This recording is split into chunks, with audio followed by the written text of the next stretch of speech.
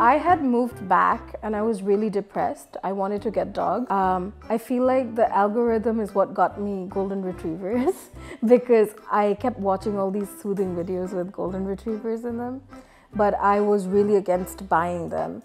And I got really lucky because a family friend had golden retrievers and they had given puppies, so they're siblings. So I got them together, and one of my childhood friends has one of their siblings. So that's how I got Elaichi Darchini. And with Truffle, we rescued him from the road next door. He was like a litter of, I think, 8. And 4 of them passed away because it was the rainy season and draine pore geche, more geche. I actually asked the internet for Elaichi and Darchini.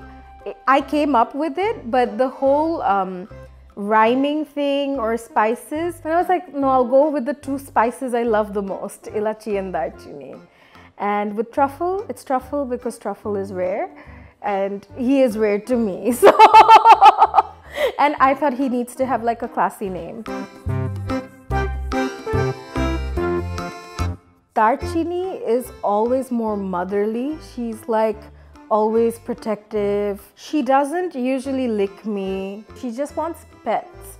But Elaichi is very moody. He's like a cat. He'll stare at me straight, like, you know, just stare straight into my eyes and then lick me. But Truffle, he's a little aggressive with his love. It's bites and licks and everything. It was so interesting. Like, even before I would have an anxiety attack, Elaichi would know and he would come sit on me. And this is when he was a puppy. He would literally put all his weight on my chest if I'm like lying down or any of that. And when actually Truffle's brother died, my sister and I were so heartbroken. Darchini brought her toy and kept it exactly where that dog used to stay. But I think they sensed it a lot before we did because they wouldn't move away from us to like give us moral support. I think they know the truest version of me, right? Because I spend the most time with them. They love getting into the water with me a lot. Like if I go for a swim and if I am allowed to take them, I always make sure I take them, and they love the water. I want to say me, but that's not true. I think for Truffle, it is me, and for Darchini, it's definitely my sister. And with Elaichi, it's a tie between my mom. I think it's the cook.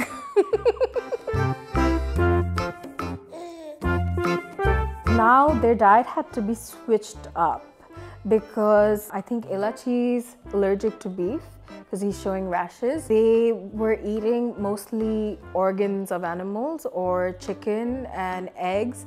I tried not to give them too much like rice or anything. I tried giving them just like fresh nutrient food. Their snacks are usually fruits. So they'll have like bananas, apples. Bananas are their favorite. They also eat the skin. So I think like with Truffle, his obsessiveness with like me or how affectionate he is, like aggressively, I think that is very unique. Like his mother is not like that. She's very calm. You know, she'll come say hi and walk away. So yeah, that's what's like very Truffle-like. With Darchini, she's very caring. It's something that's very, very unique about her. With Elaichi, I don't know, his trait is just, he's like Kung Fu Panda, as we say in our house. He's just like a character. He'll do such funny things. Like if you're eating, he'll stare at the food, but you look at him and he'll be like, I wasn't looking. And then he'll go steal things and act like he didn't do it.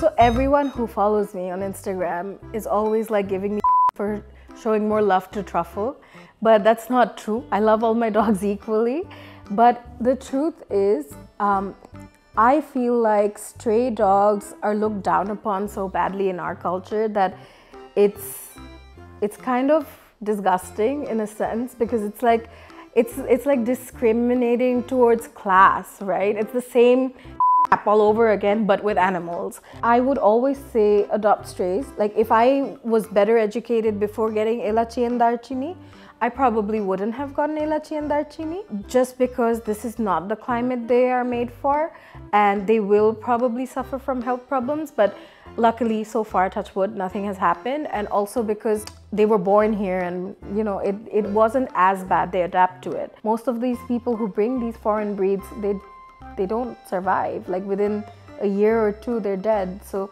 I think that's also a lot of heartbreak for the owner and the dog. So, you know, save yourself that suffering as well.